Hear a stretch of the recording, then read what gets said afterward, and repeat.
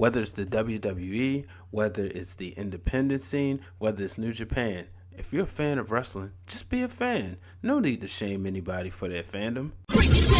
No, baby, that's for somebody else. We're just going to keep you right where you're at right now. It doesn't matter what you think. The Wrestling Realm presents Break It Down with Brian H. Hello, ladies and gentlemen. Welcome to this edition of Break It Down with Brian H. Episode 30. There's the Ken Griffey Jr. edition if you're a sports fan, or even the Steph Curry edition. But it's time to get into the show. So, you know what? I'm feeling real good. This is the first one. I'm going to cover Raw, but I'm also not going to start right there. As a matter of fact, let's get to the top rope from this week. Going up to the top rope. It's time for this week's Top Rope segment of the week. History was made in Chicago this past Saturday as Cody Rhodes became the new NWA World's Heavyweight Champion. Cody Rhodes defeated Nick Aldis. And ladies and gentlemen, I don't care what you say. You're a wrestling fan. Now is what a time to be alive.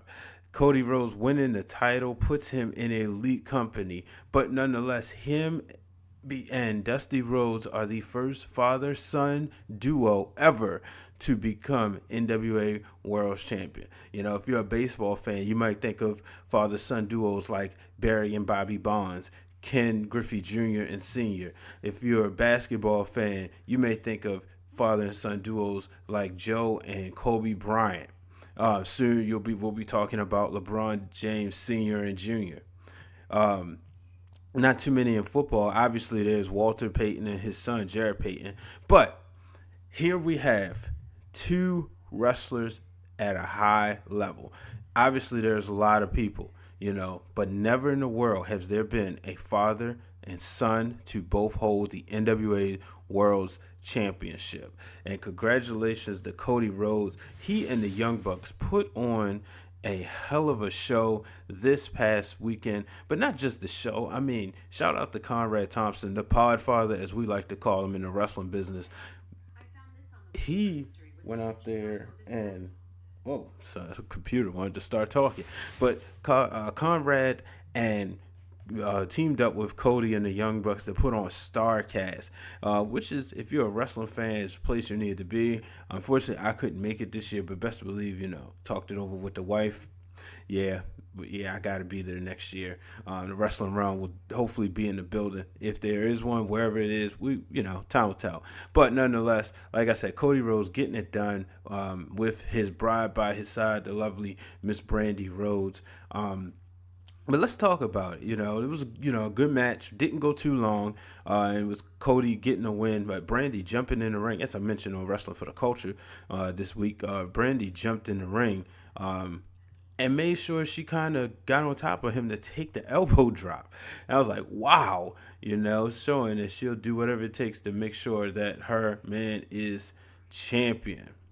But then, let's talk about some of the other matches. A lot of notable matches, but I'm going to just name a few. Obviously, the main event, which we saw was a 6-man tag match, which, I thought one of the world's titles would be the main event match. But because it was the Young Bucks event, because when they named it, the day the tickets went on sale, they made the announcement of Rey Mysterio. And there's no doubt about it. When you really look at it, Rey Mysterio was the biggest star on that show. So I can understand why that was the main event. Rey Mysterio, Phoenix, and Bandito taking on the Golden Elite. Nick, Matt, Jackson, also known as the Young Bucks, and Kota Ibushi. The Golden Elite got the job done. I know there's probably somebody out there saying, the Bullet Club was just going to put themselves over. So what? Who cares? I don't care. It was one of those shows where I just watched it. Didn't care, for the most part. I mean, the match I was heavily invested in was Cody Rhodes, obviously. I really wanted him to become champion if you saw the prediction show. And that he did. But, I'm just sitting here, man, and I'm like, wow, what a night. What a way to close it out. And then Cody gets on the microphone and says, no company owns wrestling. We do. And that's got to be important. Like I said at the top, whether you're a fan of the WWE, whether you're a fan of the independents, just go ahead and be a fan. No need to disrespect those who do not watch both products. For one, I have friends who will tell you they don't even watch WWE because it's not for them. I respect them more because they don't tweet about it, they don't complain about it. They just simply say it's not for me, and they talk about something else. But nonetheless, another match that was I really enjoyed was Kenny Omega versus Pentagon Jr. Here we saw Kenny Omega putting on an incredible match. He got the win, but then afterwards the lights went out. And everybody, people started wondering, was CM Punk coming? Because, that was the big talk. Spoiler alert, he didn't. But then when the lights came back on, it was Pentagon Jr. still dressed up, beating up Kenny Omega. Now, my superior wrestling intellect told me Pentagon only has both arms tattooed, I believe. Like professional wrestling, and it also told me sports, I know Chris Jericho's pop culture. tattoo, and I know how Chris Jericho moves. He's one of my top favorite wrestlers in history. So, I kind of know how he moves. So, I knew it was him. And sure enough, it was him. I thought it was interesting. He talked about how he flew on a plane, arrived at 5 o'clock. They snuck him in the arena, went out there, did his thing, left because he had a concert. That's a guy who loves the business, and that's also a guy, we had all these talks about Chris Jericho's not going to ever wrestle in the United States. That's not the WWE. And as the real Dwayne Allen says, you never trust him. He loves the business too much. Do not trust him. But nonetheless, I think that sets us up. It's probably, he said, see you at the Jericho Cruise. So, we'll get it there. Maybe we'll get Jericho on WrestleMania weekend. Who knows? A lot of people are saying we'll probably get Okada and Omega in Madison Square Garden, which would obviously make sense. But moving on, another match that I was very impressed with was the world title match. Jay Lethal retaining his title against Flip Gordon. I was hoping Flip Gordon won this, but he didn't. But nonetheless, some people, they weren't too happy with it. I saw some internet talk about this was a time where they wanted to get Flip over, and they kind of buried Colt Cabana. But if you saw Colt Cabana and Bully Ray came out there, wanted to do Bully Ray things, and Colt Cabana wasn't having it. Neither, and so him, Jay Lethal, and Flip Gordon put Bully Ray through a table, Shield style. So I thought that was interesting. A few shots taken at the WWE. We saw Jimmy Jacobs go for a pedigree, and he, said, "Hey, hi Hunter," and stuff like that. But nonetheless, that's what they do. Obviously, he worked there, said it wasn't for him. And then the women's match, we saw Tessa Blanchard go over as she defeated Britt Baker, Madison Rayne, and Chelsea Green. Another great match. At the end, all the ladies hugged.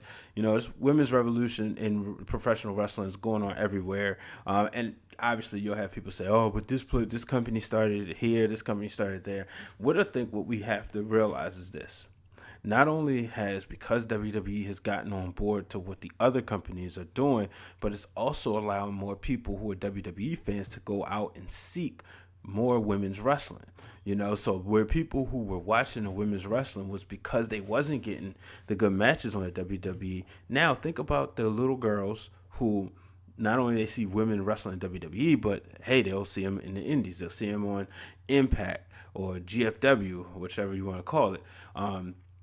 They'll see it at Ring of Honor. This is a great time for the business. It's a great time for women's wrestlers.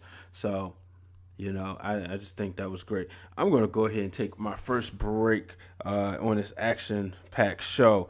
I got a word from my man Aaron. What's going on, brother? It's Aaron from the No Rules Podcast, and you're listening to Break It Down with my man, the Wheelin', Dealin', Psycho Stealing, Brian H. Brought to you by The Wrestling Realm. And I'm back, ladies and gentlemen.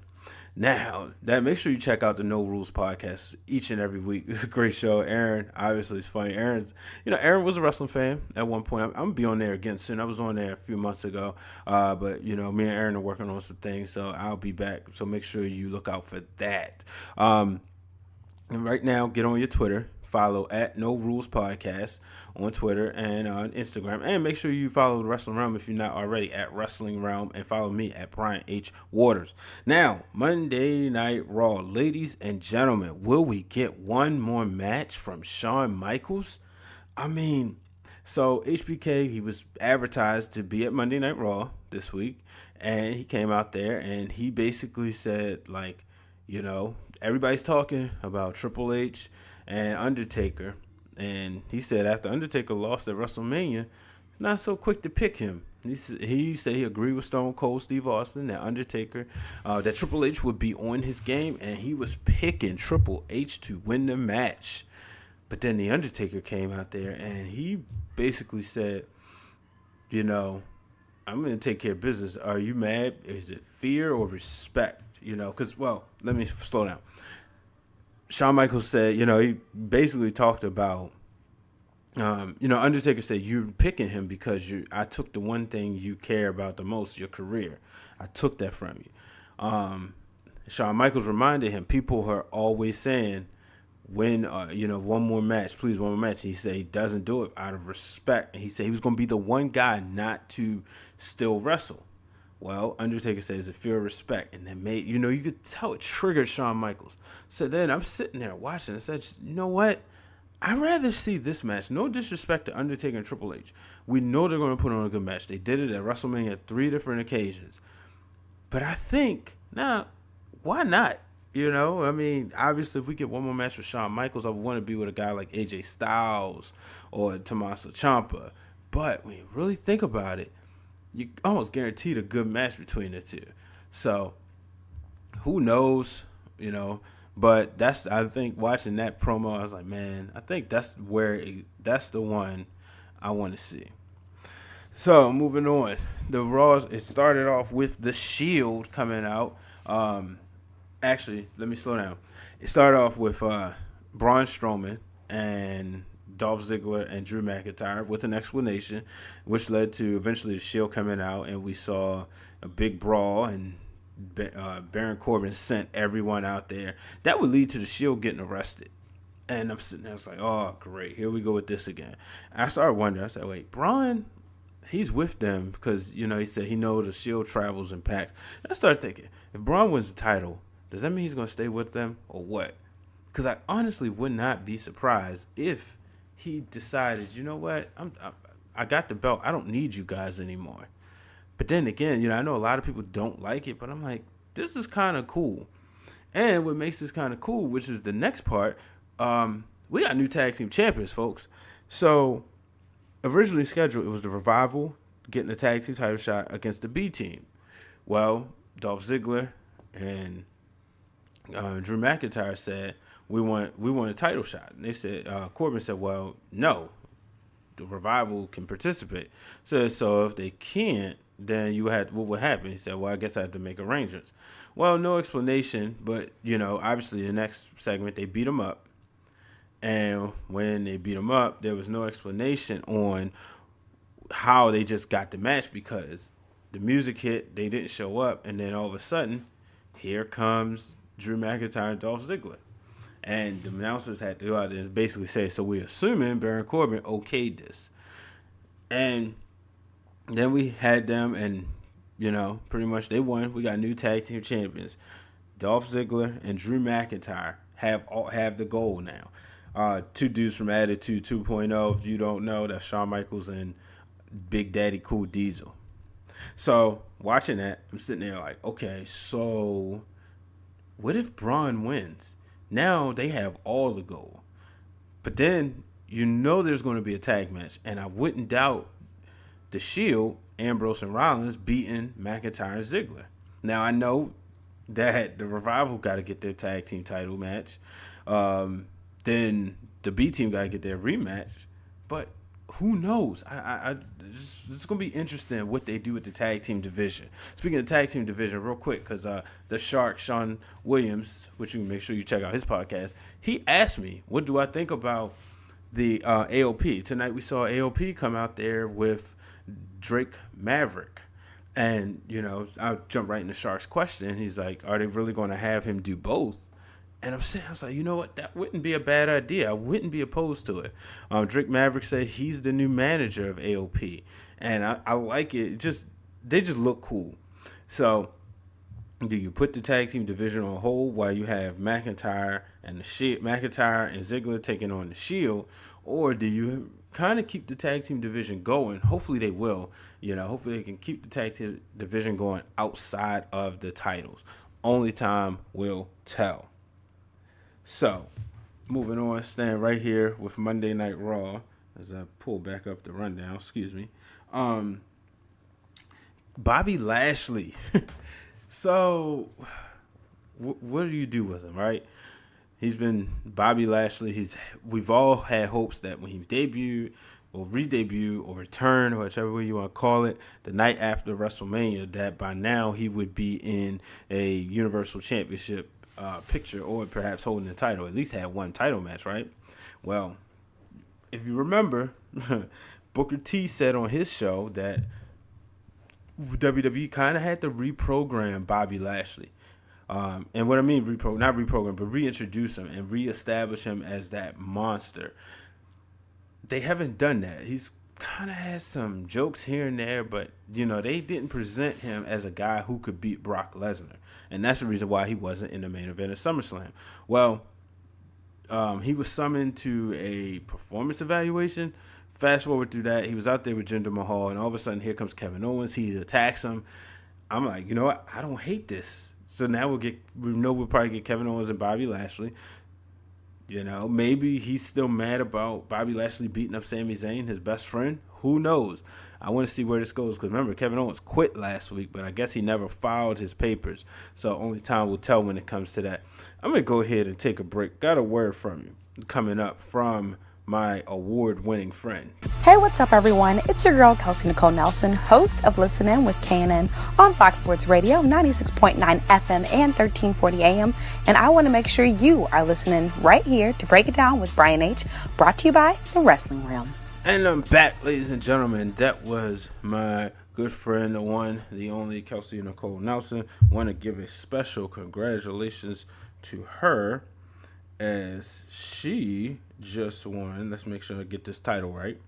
She just won the Next Generation Entertainment Awards for Best On-Air Personality. So, congratulations to her. Make sure you check out her podcast each and every week on Fox Sports 1340 and 96.9, or wherever you get your local podcast. So, let's talk about the women of professional wrestling on Monday Night Raw. So, we saw Alexa Bliss take on Natalya. She was victorious.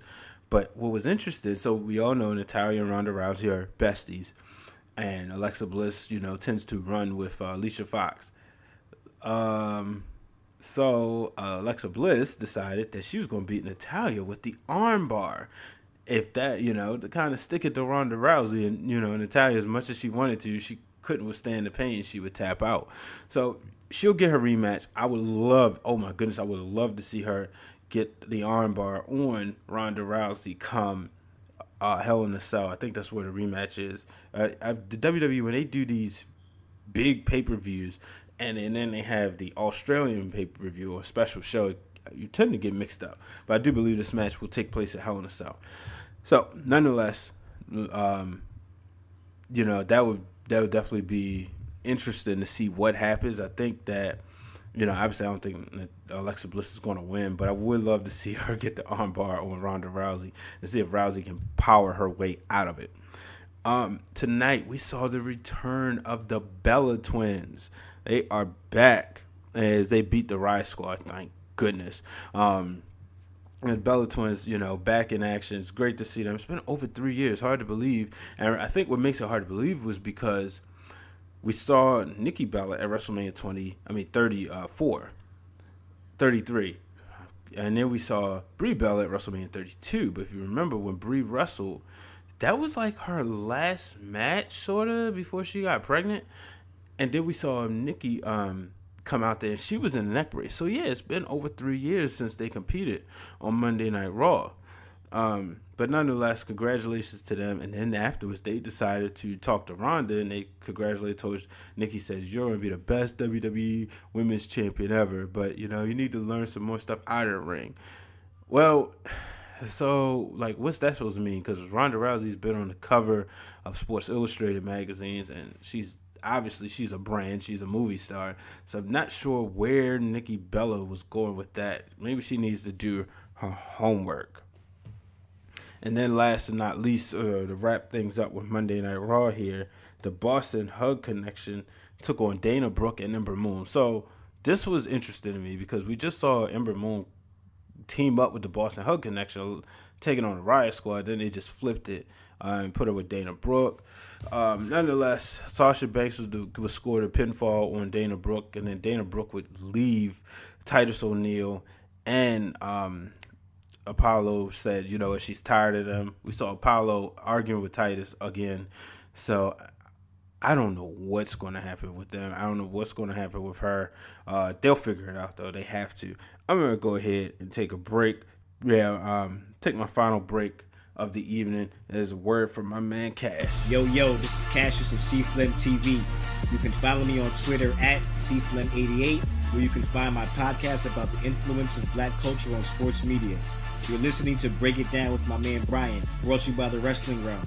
Don't go anywhere. Keep it locked. The show is coming right back. All right, that was my man Cash. Make sure you check out his podcast on all podcast platforms.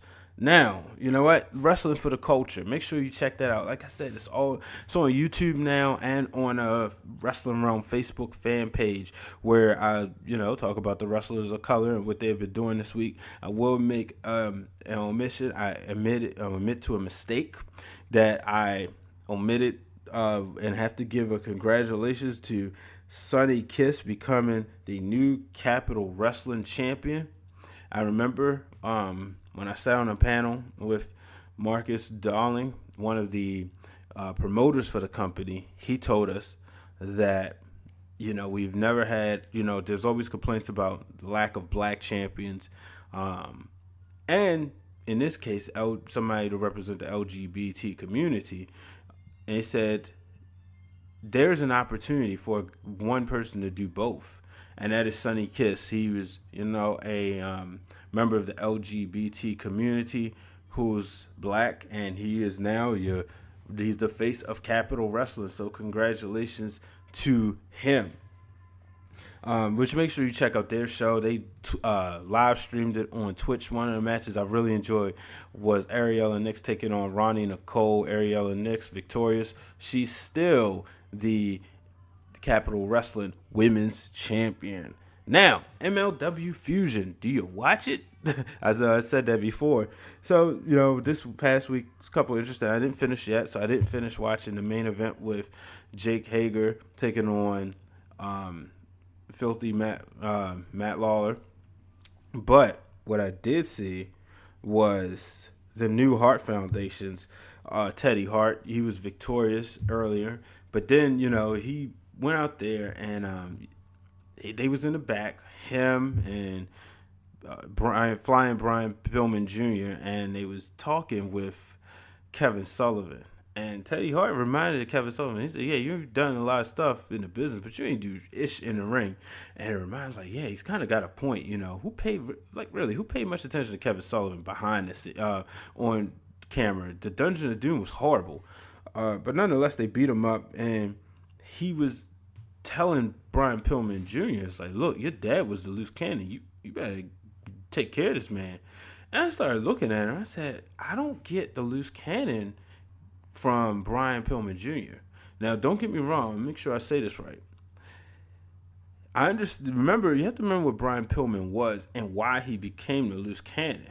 Before Pillman was the loose cannon, he showed signs of it when he was with the Four Horsemen, but he was a Hollywood blondie and pretty much a pretty boy. And that's what his son looks like. Goodness gracious.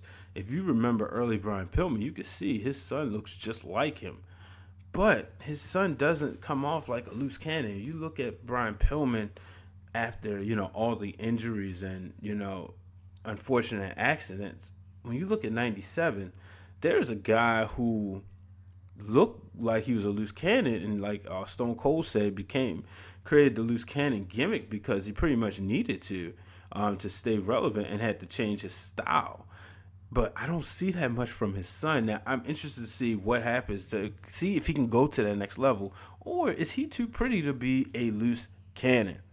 But nonetheless, make sure you check it out. And also, one of the things I did see was that they put Colonel Rob Parker, one of the legendary managers from WCW, put him with Jack Swagger. And I'm like, man, that's a match made in heaven. It's just something about it. It just feels right.